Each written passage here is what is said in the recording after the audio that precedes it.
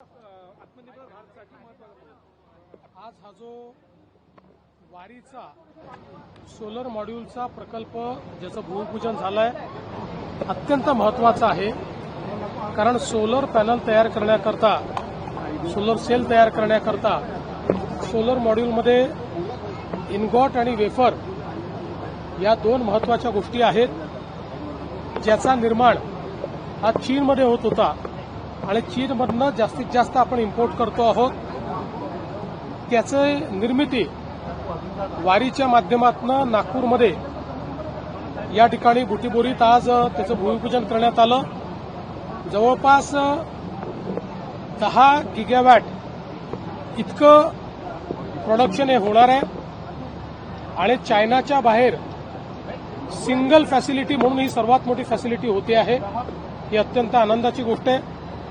मुळातच सोलर मॉड्यूलमध्ये नागपूर आता एक इम्पॉर्टंट शहर म्हणून या ठिकाणी तयार होत आहे.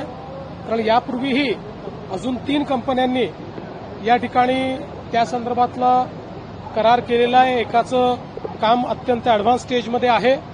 त्यामुळे पुढच्या काळामध्ये एक सोलर मॉड्यूलचं केंद्र म्हणून नागपूर आपल्याला उदयाला आलेलं पाहायला मिळेल.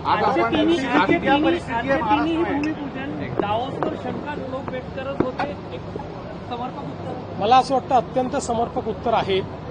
कारण या ठिकाणी जो न्यू एरा क्लिनटेक असेल किंवा ग्रेटा एनर्जी असेल, हे दोन्ही कोल गॅसिफिकेशनचे जे प्रकल्प आहेत, जगातली सगळ्यात लेटेस्ट टेक्नॉलॉजी त्या ठिकाणी वापरली जाते. एकीकडे कार्बन कॅप्चरिंग होणार आहे तर दुसरीकडे ग्रीन स्टील तयार होणार आहे. मला असं वाटतं की देशामध्ये मोदी सरकारने 7 प्रकल्पांना मान्यता दिली, त्यातले 4 हे विदर्भात आलेले आहेत. त्यातल्या 2चं भूमिपूजन आपण केलंय. आता हे इथे आज 3रं भूमिपूजन मी केलंय. 3ही प्रकल्पांचे करार हे डावोसमध्ये झाले होते आणि आज त्याचं भूमिपूजन होत आहे. मला असं वाटतं की हे खरं उत्तर आहे. ऑइल शिप येत आहेत, भारतामध्ये ऑइल शिप्स येत आहेत. भारतीय झेंडे ज्या जहाजावरती आहे ते जहाजं सोडली जात आहेत. विजय आपला देशाचा आणि एलपीजी शॉर्टेज वगैरे जे आहे ते दूर होऊन जाईल काही काळामध्ये. मला अतिशय आनंद आहे या गोष्टीचा. परंतु एकूण आंतरराष्ट्रीय परिस्थिती पाहता मला असं वाटतं की या गोष्टी वर जे काही मत व्यक्त करायचं आहे ते केंद्र सरकारच्या अधिकृत लोकांनीच मत व्यक्त केलं पाहिजे. मात्र जे लोक मोदीजींच्या नेतृत्वावर शंका व्यक्त करत होते त्या सर्वांना मोदीजी नेहमी आपल्या कृतीतून उत्तर देतात. आणि आपण ऐकलं असेल तर अमेरिकेतल्याही फार मोठ्या राजनयिकांनी सांगितलं की आज जगामध्ये वेगवेगळ्या देशांमध्ये समेट घडवून आणण्याची ताकद कोणाची असेल तर ती नरेंद्र मोदीजींची आहे.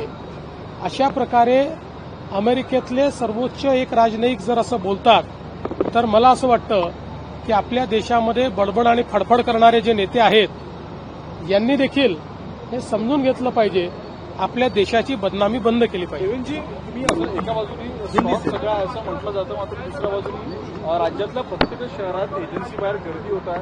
वितरणात काही त्रुटी आहेत, याच्यावर काही कारवाई? वितरणातल्या त्रुटीमुळे हे नाही. काँग्रेसच्या नेत्यांनी जे पॅनिक तयार केलेलं आहे त्या पॅनिकमुळे हे चाललेलं आहे. मोठ्या प्रमाणात जाणीवपूर्वक लोकांमध्ये पॅनिक तयार करण्याचं षडयंत्र हे काँग्रेस पार्टीने केलेलं आहे. वारंवार देशाच्या सरकारने, मंत्रालयांनी, सचिवांनी हे सांगितलेलं आहे की घरगुती गॅस कुठेही तुटवडा आपल्याकडे नाही. ऑइल, पेट्रोल, डिझेल कुठेही तुटवडा आपल्याकडे नाही. पाहिजे तेवढं सगळं आपल्याकडे आहे. तसं कुठलंही रेशनिंग देखील करण्यात आलेलं नाहीये. पण जाणीवपूर्वक लोकांना भडकवायचं आणि रांगा लावायच्या हे षडयंत्र आहे. हिंदी बताइए. ऑइल टँकर पुरावे काय? स्वतः राहुल गांधी सांगतायत, तिकडे नाना पटोले आणि ते बाकी करतात वडेट्टीवार. अजून पुरावे काय पाहिजे? सर हिंदी में बताइए. ऑयल टैंकर्स इंडिया में आ रहे हैं. ऑयल टैंकर जो इंडिया में आ रहे हैं अमूर्त में से. मैं इतना ही कहूंगा, प्रधानमंत्री मोदी जी के नेतृत्व पर सबको भरोसा है. दुनिया का आश्वासक नेतृत्व इस रूप में उनकी ओर देखा जाता है। और विशेष रूप से हम लोगों ने पिछले दिनों देखा होगा, अमेरिका के भी एक बहुत बड़े राजनयिक, जिनको दुनिया में माना जाता है ऐसे जाने माने व्यक्ति ने ये कहा था कि इस परिस्थिति में अगर कोई व्यक्ति मार्ग निकाल सकता है तो वो नरेंद्र मोदी जी है। आज उनका स्टैंडिंग इस प्रकार से है। इसलिए मुझे ये लगता है कि हमारे देश के कुछ नेता बड़बड़ाते हैं, बरगलाते हैं। उन नेताओं ने भी इस बात को समझना चाहिए, अपने देश को, देश के नेतृत्व को बदनाम करना बंद कर देना चाहिए। और जहां तक बाकी चीजें जो आपने पूछी है, इसके ऊपर मैं टिप्पणी इसलिए नहीं करूंगा क्योंकि युद्ध के समय किसी भी अंतर्राष्ट्रीय जो परिस्थिति होती है उस पर टिप्पणी अधिकृत रूप से सरकार के जो एमईए है उन्होंने ही करनी चाहिए। महाराष्ट्र में एलपीजी की क्या स्थिति है? बहुत सारी जगह कतार लगी हुई लोगों। महाराष्ट्र हो या देश हो, कहीं पर भी एलपीजी की कमी नहीं है। लगातार केंद्र सरकार ने, सचिवों ने, कंपनियों ने भी ये बताया है, लेकिन जानबूझकर कांग्रेस पार्टी और उसके नेता लोगों में भ्रम पैदा करते, भय पैदा करते और उनको कतारों में खड़ा कर रहे हैं। एक प्रकार से सप्लाई साइड डिसरप्ट हो जाए, ये उनका प्रयास है।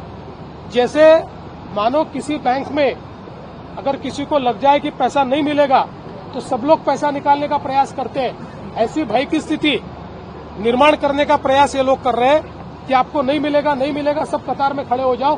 कतार में खड़े रहने की कोई जरूरत नहीं है। ये देश के लोगों को बरगलाने का काम कांग्रेस ने बंद करना चाहिए।